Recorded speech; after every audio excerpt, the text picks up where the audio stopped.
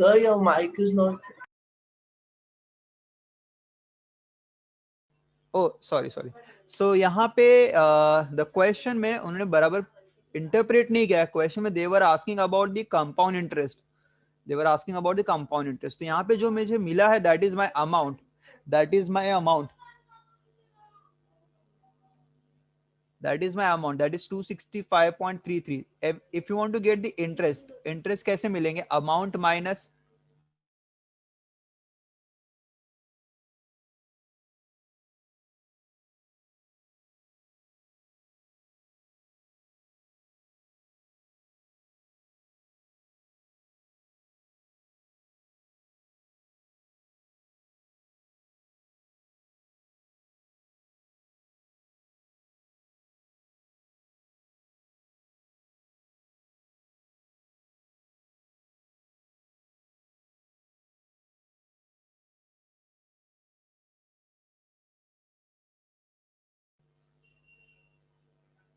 so it is 265.33 is this amount.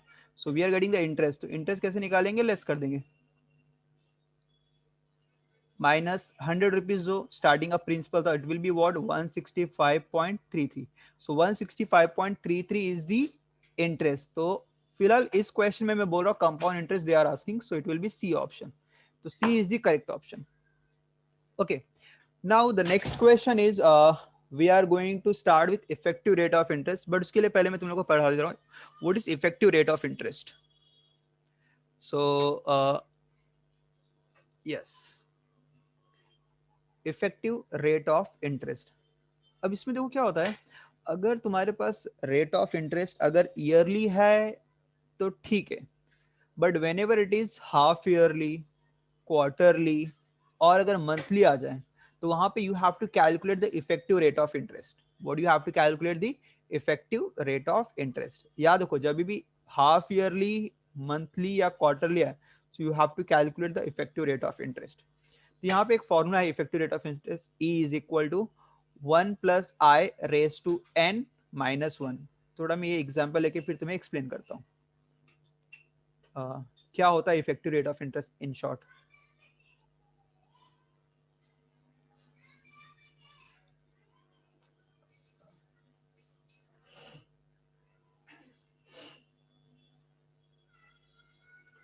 देखो what is effective rate of interest. अगर मैं बोल रहा हूँ the rate of interest are is given as 12%, ठीक है. तो अगर मैं बोलूंगा half yearly, if I am asking half yearly, तो हाफ ईयरली के लिए रेट ऑफ इंटरेस्ट कितना हो जाएगा? But an obvious rate half हो जाएगा. अगर ईयर का 12% है तो half yearly it will B 6%. अगर मैंने बोला quarterly, if I am asking about the quarterly, तो क्वार्टरली में जो रेट रहेगा, जो 12% ईयरली था, तो क्वार्टरली मीन्स डिवाइड बाय 4 हो जाएगा. तो 12 divide by 4 that is nothing but 3%. And if suppose I am going for monthly, monthly तो मतलब अगर ईयर का 12% तो हर मंथ का कितना रहेगा? डिवाइड बाय 12 कर देंगे, so that is 1%. So these are the rate of interest which will get changed. ठीक है. इफेक्टिव रेट ऑफ इंटरेस्ट 12% है. अब देखो मैं क्वेश्चन ले रहा हूँ, यहाँ पे देखो क्वेश्चन दिया होगा. तो क्वेश्चन इज, मैं एग्जाम्पल लेकर समझता हूँ.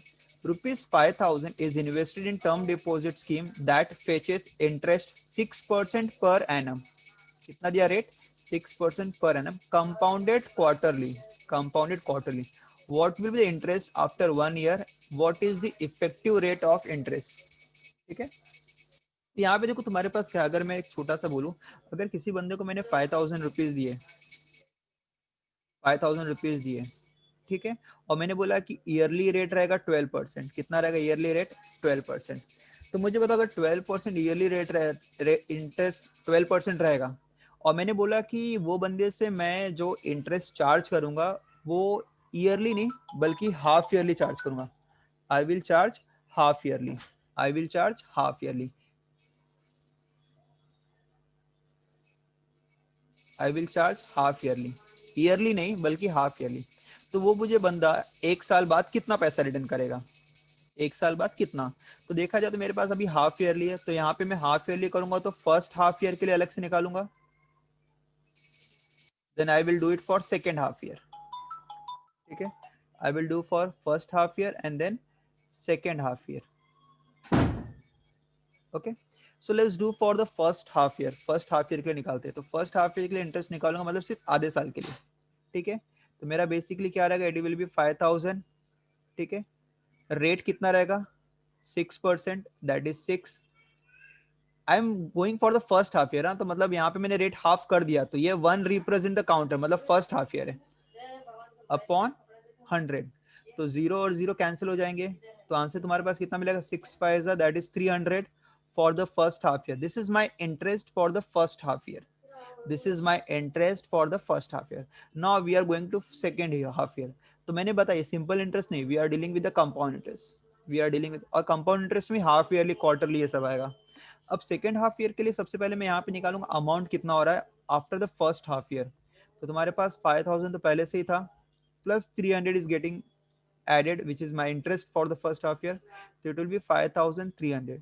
So for the second half year, the next half year, it will be the become principal, which is my 5300। Rate अभी भी मेरा जो 12% था, लेकिन हाफ ईयर के लिए 6% हो जाएगा, and I am going for calculating the second half year. तो again I will calculate the interest which is 5300 P R 6, और second half year that is my second, मतलब फॉर 1 हाफ ईयर का जो phase है, क्योंकि मैंने rate already half कर दिया, तो यहाँ पे हाफ मत करना टाइम को, डिवाइड बाय 100, 2 0 क्या हो जाएंगे, कैंसिल। तो कैलकुलेट करेंगे कितना आंसर आएगा, दिस इज 318। तो फॉर सेकेंड हाफ ईयर के लिए मेरा इंटरेस्ट कितना है, 318। तो अगर मैं निकालू अमाउंट कितना मिलेगा, तो amount is principal which is 5300 plus 318। तो इसका मतलब मेरा टोटल फिगर कितना है, 5618। अच्छा, ऑल आर क्लियर मैंने ये कैसे किया हाफ ईयरली? इसमें किसी कुछ पूछना है? No sir.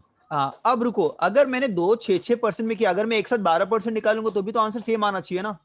तो अगर मैं यहाँ पे in short, instead of doing this two half, let's calculate one एक ही शॉर्ट में ईयरली का। तो ईयरली का अगर मैं इंटरेस्ट निकालूंगा तो आंसर कितना मिलेगा, पी आर टी अपॉन 100। अगर मैं इंटरेस्ट निकालूंगा, पी कितना है 5000, रेट 12, एक साथ, साल का पूरा, एक साल का, और टाइम 1 अपॉन 100, 2 0 कैंसिल हो जाएगा, आंसर कितना आया 600। तो मतलब मुझे अमाउंट कितना मिलना चाहिए, 5000 प्लस 6, दैट इज 5600। तो प्रॉब्लम ये हो गया कि मैंने अगर वन शॉट में निकाला instead of doing two half year, अगर मैंने एक शॉट निकाला तो क्या आंसर सेम आ रहा है क्या, नहीं आ रहा है। No sir.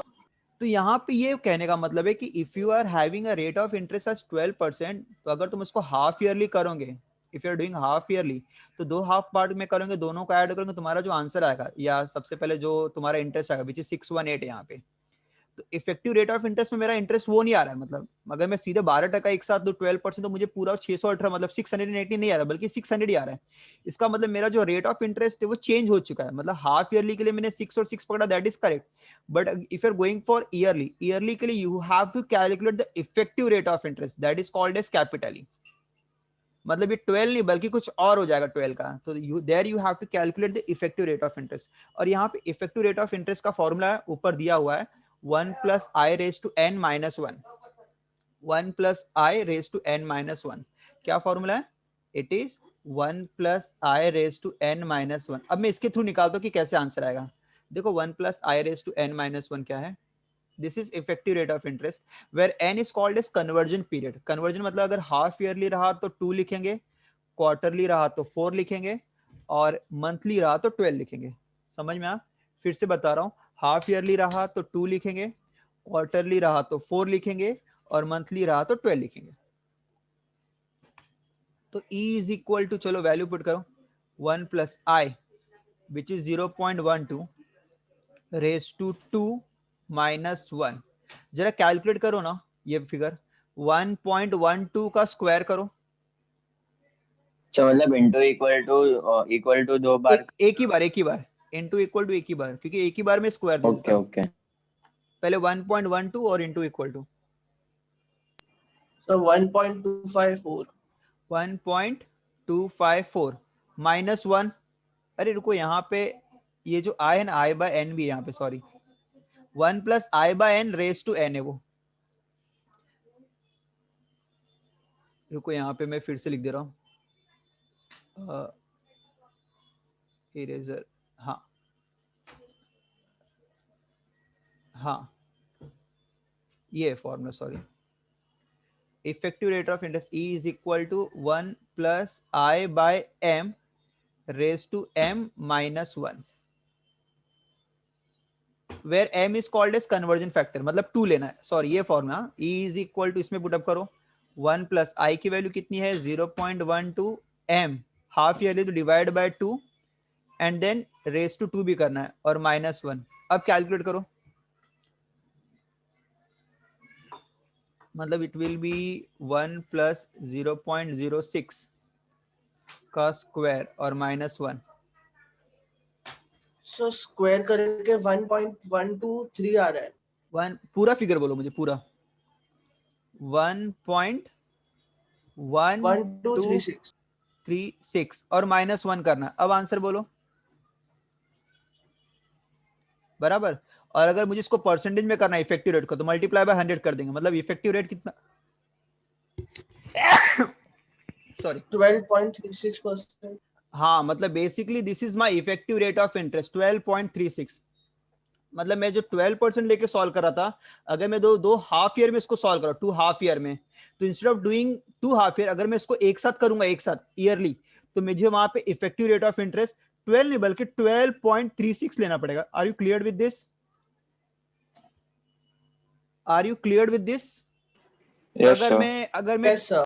अगर 12.36 से करो, आंसर क्या मिलेगा बताओ? मतलब 5000, 12 मत लो बल्कि 12.36 इफेक्टिव रेट ऑफ इंटरेस्ट।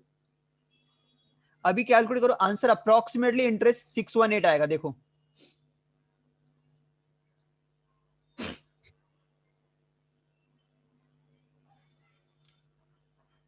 तो 618 है। Okay, very good. तो मेथड समझो, what do you mean by effective rate of interest? Hello, किसी को अगर अभी भी डाउट है तो I can explain them again, अगर अभी भी डाउट है। Understood what is effective rate of interest? Yes sir. Okay, so बस याद रखो, इफेक्टिव रेट ऑफ इंटरेस्ट का फॉर्मूला क्या है? 1 plus I by M raise to m minus 1, where I is the rate of interest and m is the conversion factor. तो यहाँ पे याद रखो, m की वैल्यू अगर ईयरली है तो लेना ही नहीं होता, ईयरली के लिए नहीं। हाफ ईयरली रहा तो m की वैल्यू 2, क्वार्टरली रहा तो m की वैल्यू 4 और मंथली रहा तो m की वैल्यू 12। नेम में ही सजेस्ट है, हाफ बोला मतलब m की वैल्यू 2, क्वार्टरली बोला 4 और मंथली बोला तो 12। ठीक है, चलो अभी ये क्वेश्चन फॉर्मूला एक बार देख लो ना प्लीज, क्या फॉर्मूला है इसका?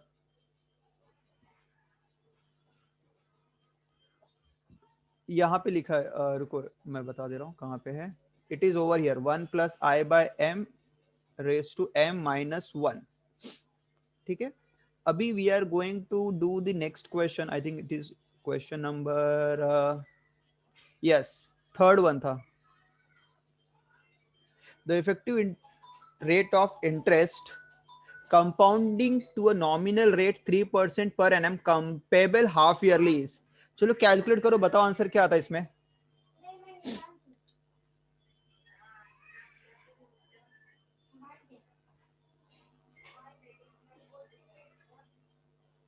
थर्ड का बोलो आंसर क्या आएगा, कैलकुलेट करो।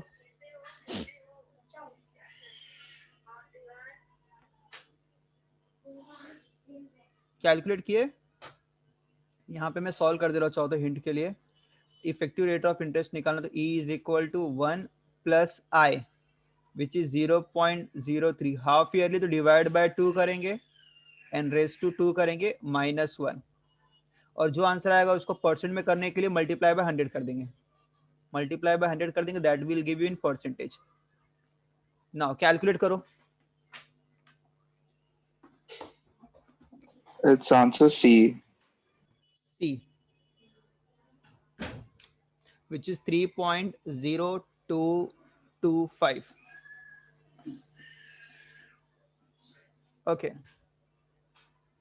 very good. ठीक है, fourth question, a machine is, shall we move? Yes, sir. Okay, fourth question। अभी देखो यहाँ पे डेप्रिसिएशन आ गया। डेप्रिसिएशन मतलब बेसिकली क्या, सपोज मेरे पास 4 लाख है, अगर मैंने इसको बैंक में डाल दिया तो 2 साल बाद वो 4 लाख से तो बढ़ के ही मिलेगा, मतलब with addition of interest and everything. Suppose it is giving me 4,50,000, ठीक है। अगर मेरे पास 4 लाख की कार है, क्या 2 साल बाद मुझे उसको बढ़ के मिलेगा अमाउंट क्या? No sir. तो नहीं, यस, तो मतलब यहाँ पे कार की वैल्यू क्या हो रही है, अप्रिशिएट नहीं बल्कि डेप्रिशिएट होगी। तो डेप्रिशिएट में बस फॉर्मूला में थोड़ा चेंजेस करना है। मतलब अगर तुम्हें उसमें फ्यूचर वैल्यू निकालना है तो फ्यूचर वैल्यू हमेशा कम आता है। मतलब अगर 4 लाख है आज कार की वैल्यू जो मैंने खरीदी है, तो 2 साल बाद वैल्यू 4 लाख भी नहीं बल्कि उससे भी कम हो जाएगी, मतलब 3.5 लाख हो जाएगी या 3 लाख हो जाएगी, वॉट एवर, बट कम हो जाएगी। तो फॉर्मूला ये है, future value A is equal to P bracket में 1 प्लस नहीं बल्कि माइनस यूज करते, बस इतना डिफरेंस है। मतलब everything will be same, only instead of plus we are going to use minus. तो a is equal to p 1 minus i raise to n, 1 minus i raise to n। तो ये formula देखो for depreciation,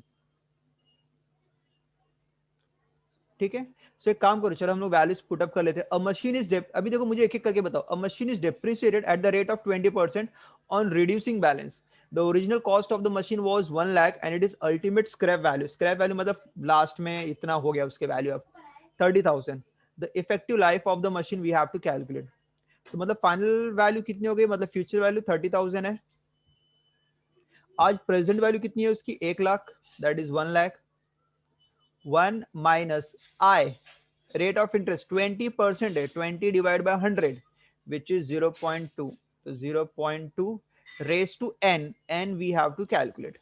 अब ध्यान से देखो मैं क्या कर रहा हूं। सो ये जो 1 लाख है डिवाइड में भेज दूंगा वहां पे, तो it will be what, 30,000 divide by 1 lakh, और 1 minus 0.2 will be 0.8 raise to n। Zero cancel करो, 1 2 3 4, 1 2 3, तो डिवाइड करने पे आएगा 0.3 और ये 0.8 रेज टू n है। तो मुझे n निकालना है। अब एक काम करो, यहाँ पे देखो मुझे आंसर चेक करना है कि इस चारों में से कौन सा ऑप्शन रहेगा, ए बी सी, ठीक है, और डी अगर सब फेल हो गए तो एक काम करो, कैलकुलेटर में देखो मैं जो बोल रहा हूँ वैसा करो। 0.8 इंटू और इक्वल टू करो, तो स्क्वायर कितना आएगा देखेंगे, ये आंसर आना चाहिए।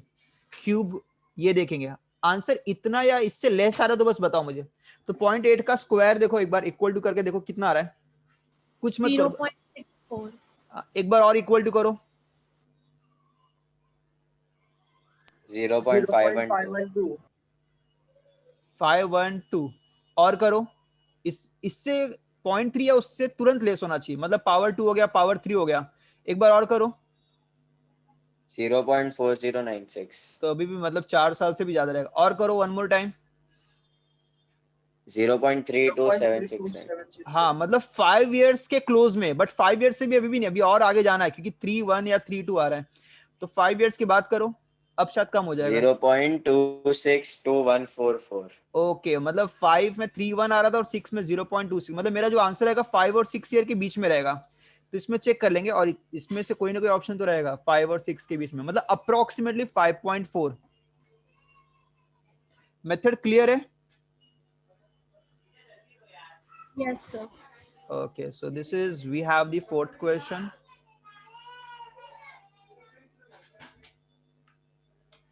So फोर्थ हो गया, फिफ्थ से स्टार्ट करना है।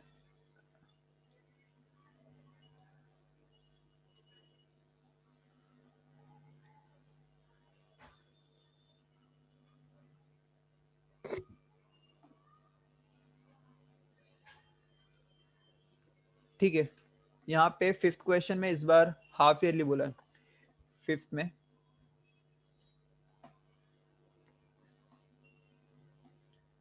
A 1002 years, rate 6% per annum, compound interest payable half yearly, then the principal is।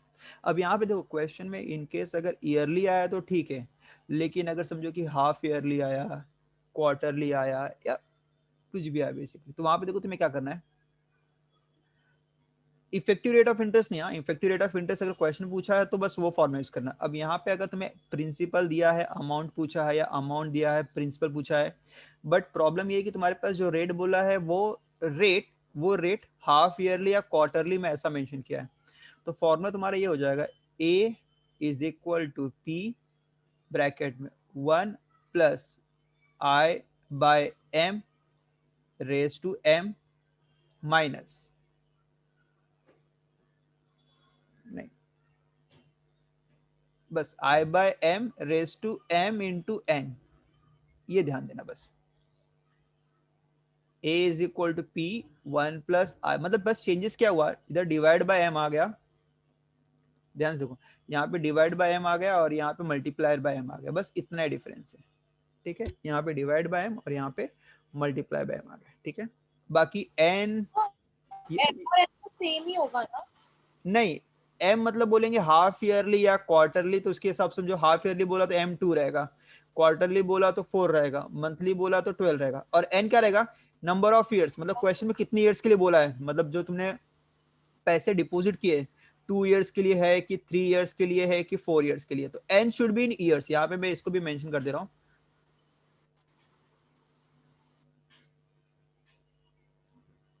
Number of years, correct, कि बैंक में तुमने कितने साल के लिए पैसे डिपॉजिट किए हैं, ठीक है। अभी अगर मैं एक क्वेश्चन में अप्लाई, ये फॉर्म में याद रख लो, अभी ए मेरा कितना दिया है 1000, मतलब इस बार अमाउंट ही दे दिया 1000, एंड 2 ईयर्स दिया है, रेट 6% बोला है, तो रेट अगर 6% है तो आई की वैल्यू कितनी हो जाएगी 0.06, और जो everything is given, now half yearly word आएगा, मतलब एम भी निकालना पड़ेगा, एन तो दिया ही था number of years which is 2 years, अब एम निकालना, हाफ ईयरली बोला मतलब इट इज 2, क्वार्टरली बोला मतलब इट इज 4, याद रख लो, मंथली बोला तो 12, चलो पुटअप करो, क्या आंसर आएगा, ए मेरा दिया 1000, इसको कैलकुलेट कैसे करेंगे ध्यान से देखो, हाँ पी निकालना है, छोड़ दो वैसे ही, 1 प्लस आई मेरा 0.06 डिवाइड बाय 2 और रेज टू एम एन बोला है, एम मतलब मल्टीप्लाई बाय 2 करेंगे और एन मतलब 2 दिया हुआ है, दैट इज 4। ये स्टेप सबको क्लियर है?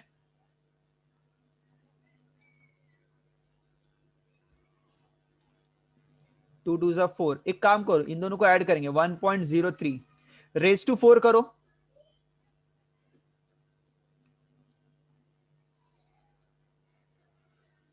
रेज टू 4 करो और पूरा फिगर बोलो मुझे, 1.03 रेज टू 4,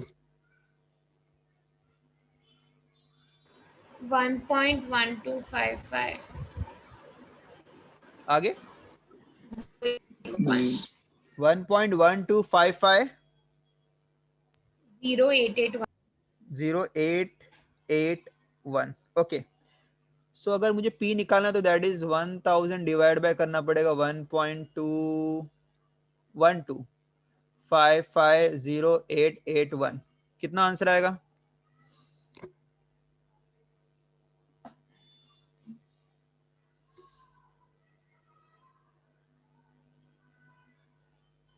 क्या आंसर है? So 888.487 then point something. तो 50 ले लेता अप्रोक्सीमेट, ऑप्शन दिया क्लोज, तो ये तुम्हारा ए ऑप्शन करेक्ट है, ठीक है। बट यहाँ पे तुमने एक चीज नोटिस किया कि ये वैल्यूज को फिर से टाइप करना पड़ा ना अपने को पूरा 1000 डिवाइड बाय, ओके। किसी को भी डाउट है? इसका एक शॉर्टकट वे भी विदाउट ये वैल्यूज टाइप करके भी हम लोग कर सकते हैं, देखो ध्यान से सुनो, और एक मेथड, कभी भी अगर कोई फिगर यहाँ पे और वो डिवाइड में जा रहा है, वहां पे डिवाइड में तो समथिंग अपॉन डिवाइड करना है, ठीक है, समथिंग अपॉन डिवाइड, तो अब डिवाइड करने के लिए डायरेक्टली कैलकुलेटर में ऑप्शन नहीं कि 1000 डिवाइड बाय आंसर प्रेस कर दो, उसमें आंसर करके बटन है ही नहीं, जो आईजी बोर्ड में दे नो उसके आंसर ऑलरेडी स्टोर्ड रहता है, बट यहाँ पे दोस्तों मैं डिवाइड नहीं कर सकता, मुझे फिर से फिगर डालना पड़ेगा, तो एक शॉर्टकट वे है, मैं बता रहा हूँ कैसे करना है। सब लोग कैलकुलेटर पे एक बार ओपन करो,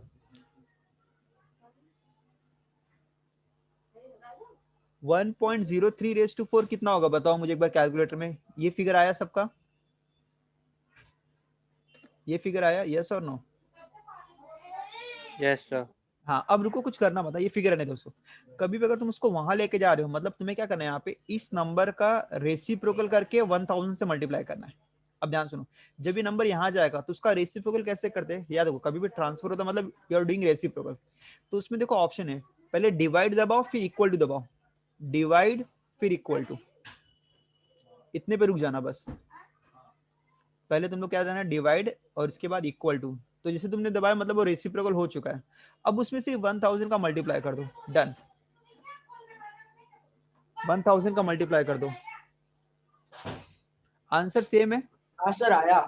वेरी गुड। तो मतलब ये मतलब फिगर अलग से लिखना और टाइम वेस्ट करने से मतलब ये भी एक मेथड है कि इसको डिवाइड इक्वल टू करके रेसिप्रोकल कर दो और डायरेक्टली मल्टीप्लाई कर देंगे हम लोग, ठीक है, done. So sixth question, the population of a town increases every year by 2% of the population at the beginning of that year. The number of years by which the total increase of the population be 40%. Okay, ठीक है। Population is also follows compound interest only। हाँ, फिर से मैं बता रहा हूँ, population आया तो भी compound interest follow करेगा। तो 6 में तुम्हारे पास सपोज population मैंने स्टार्टिंग में ले लिया x और सर्टेन ईयर्स के बाद population will be 40% इंक्रीज हुआ है, तो अमाउंट कितना रहेगा बताओ। x में we have to add 40%, that is 40 upon 100 of x, 0 0 cancel, तो it will be x plus 2 by 5 of x, तो 5x प्लस 2x एलसीएम लेंगे तो it will be 7x upon 5। Simple maths apply किया मैंने यहाँ, मतलब amount principal x है तो अमाउंट 7x अपॉन 5 है और रेट दिया है 2%, 2% दिया है, इट मीन्स आई की वैल्यू क्या रहेगी 0.02। Jignesh please unmute yourself. Yes sir.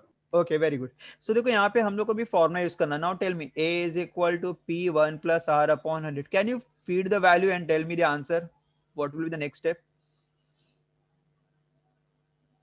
Yes dear, value feed करो ना फटाफट, जैसा मैंने यहाँ पे दिया है सब कुछ। x अमाउंट, अच्छा अमाउंट का, okay so 7x upon 5 equal to x, फिर ब्रैकेट में 1 plus, wait, it is I am writing as i not r upon 100, so that confusion नहीं रहेगा। It is i only, 1 plus i raised to n था। So 1 plus i, तो my sir i ये is half yearly नहीं normally है। Normally है, हाँ, there is no half yearly yearly कुछ नहीं है, तो इट 1 इज प्लस 0.02 द हाँ whole raise to n we have to calculate, और हमने n का भी किया था याद है, 5.4 डेप्रिसिएशन का क्वेश्चन था, ठीक है। सो x और x कैंसिल हो जाएगा, 7 अपॉन 5 कितना हो जाएगा 1.4, कैलकुलेटर में देख लो, और इन दोनों को ऐड करूंगा 1.2 raise to n। Yes, it's 0.02। अरे सॉरी 0.02 ना, आई थॉट 20%। एक second, just a second, yes, तो इट्स 0.02, तो 1.02। सो नाउ मुझे अभी n निकालना है, कैसे करेंगे, अभी मैंने बताया था डेप्रिसिएशन में, मतलब सॉरी डेप्रिसिएशन में कि 1.02 फीड कर दो, उसको करते रहो मल्टीप्लाई। डेप्रिसिएशन में क्या वैल्यू छोटी होती जाती है, इसमें क्या है, दिस इज अप्रिसिएशन, पॉपुलेशन बढ़ता है, तो 1.02 का स्क्वायर करेंगे, क्यूब करेंगे, वैल्यू बढ़ती रहेगी। तब तक करो कि जब तक 1.4 के क्लोज ना आ जाए, मतलब 1.3539 के आसपास। चलो वैल्यू फीड करो जैसा मैंने बताया इक्वल टू में, या सिंपल वे देखो, मैं और एक बता रहा हूँ, ध्यान से सुनो, 1.02 इंटू और इक्वल टू प्रेस करते रहो, यहाँ पे काउंटर आएगा एक, तो जो भी काउंटर आएगा हमेशा उससे लेस कर देना 1, तो उतना ईयर्स आएगा, जो भी काउंटर आएगा उससे 1 लेस करना, that will be the year. तो जरा चेक करो, जैसा मैं फीड करो 1.02 डालो कैलसी में, इनटू दबा के इक्वल टू करो, तो क्या फिगर आया, इक्वल टू करते जाओ जब तक कि आंसर 1.4 या उससे बढ़ ना जाए। तो एक काम करो जिग्नेश, तो 1.40024 आ रहा है और काउंटर 18 आ रहा है। तो 18 मतलब अप्रोक्सीमेटली 17 ईयर्स होगा फिर, तो the answer is C then. अच्छा अभी समझ में है ना कैलकुलेटर कैसे यूज करना है, थोड़ा बहुत इस वे में। ऑल आर हाँ गेटिंग सर। 17, 1.02 रेज टू, देखो अगर काउंटर 18 रहेगा तो उसके आसपास आंसर 1.4 आ रहा होगा।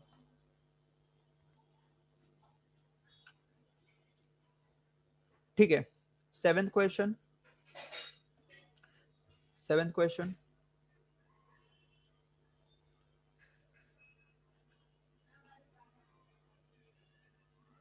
तो व्हाट इज, एक बार रीड करो, the difference between the simple interest and the compound interest on a certain some of money invested for 3 years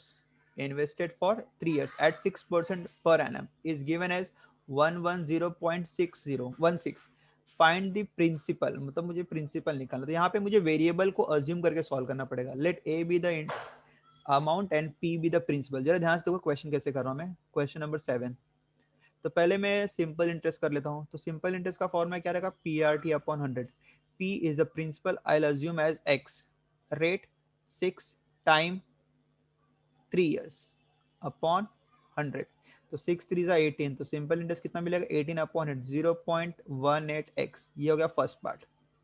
अब मैं निकालूं कंपाउंड इंटरेस्ट. कंपाउंड इंटरेस्ट निकालने से पहले अमाउंट निकालते, क्योंकि फॉर्मूला अमाउंट का, a is equal to P 1 plus i raise to n. तो p कितना दिया है, प्रिंसिपल x 1 प्लस i अभी भी 0 पॉइंट मतलब 6% है, विच इज 0.06, n 3 है. तो एक काम करो, 1.06 का क्यूब कितना आंसर आएगा बताओ. फुल फिगर बोलना मुझे, ध्वनि. 1.06 का क्यूब.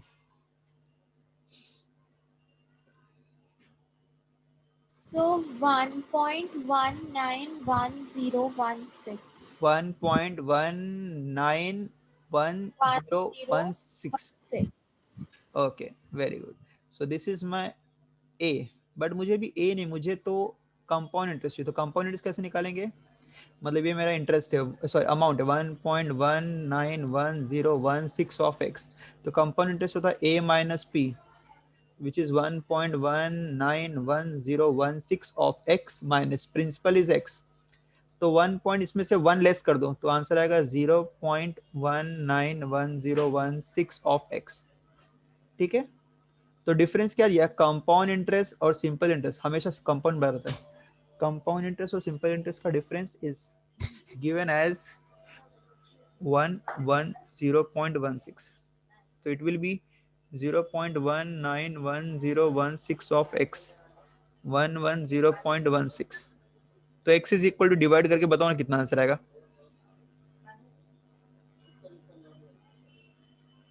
डिवाइड करो.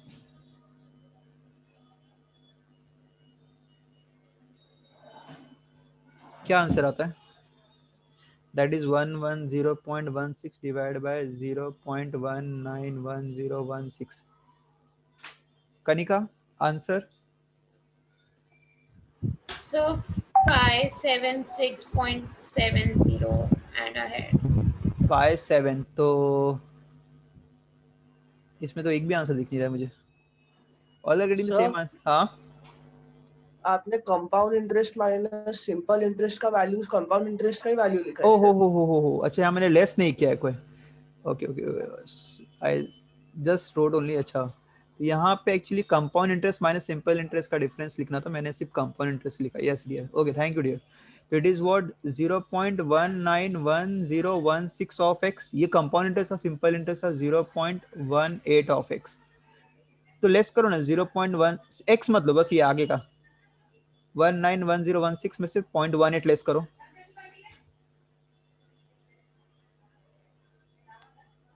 कितना आंसर आएगा, इट विल बी 610110. ये आंसर है ऑफ एक्स. डिवाइड करो अभी, 110.16 डिवाइड बाय 0.011016. कितना का डिवाइड करने पे, आई थिंक ये तो ऑलरेडी नंबर सेम ही दिख रहा है मुझे. 10,000. 10,000. Okay, very good. 10,000 option. Yes, we have D. ठीक है.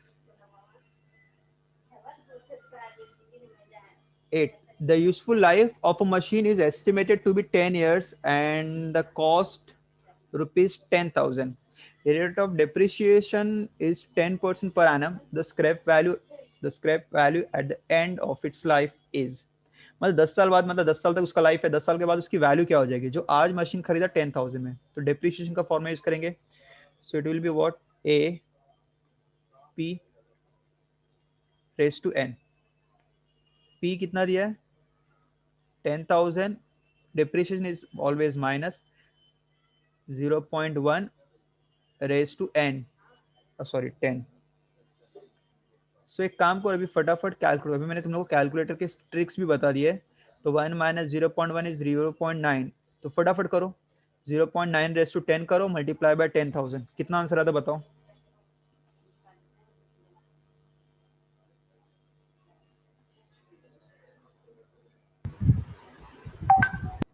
486.784. ओके मतलब ए ऑप्शन एग्जैक्ट फिगर आ रहा है.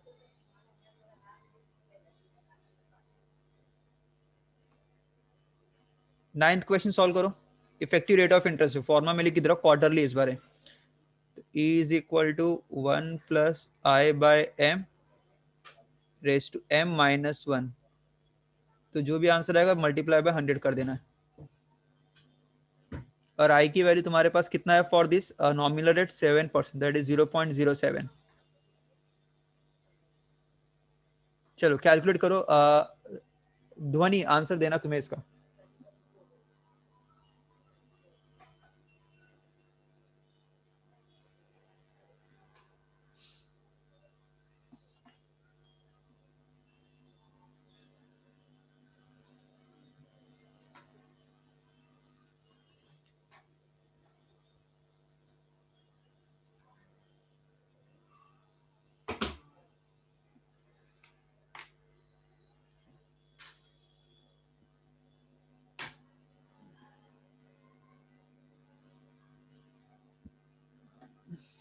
आई थिंक सी तो नहीं रहेगा, ए भी नहीं रहेगा, बचा बी और डी. कोई एक ऑप्शन रहना चाहिए.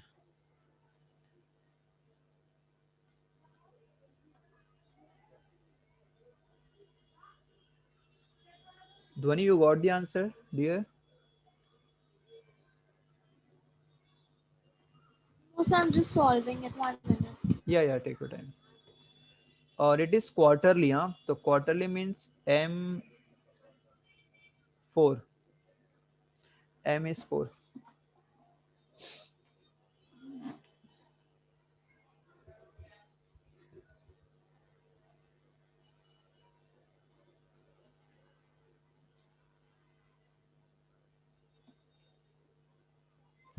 Sir, I think I did something wrong. I'm getting a pretty weird answer.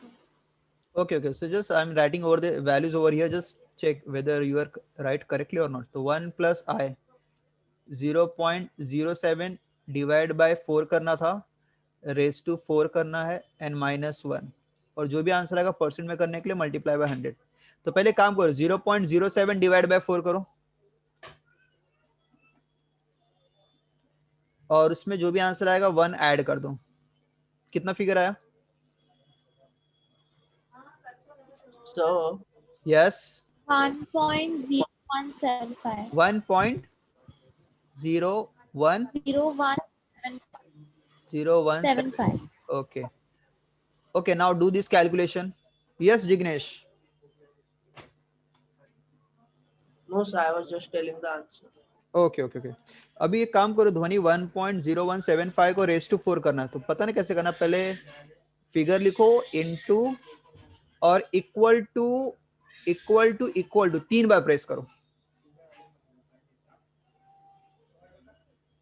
और जो भी आंसर आएगा -1 करो.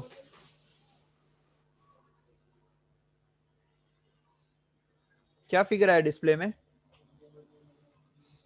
So 0.0175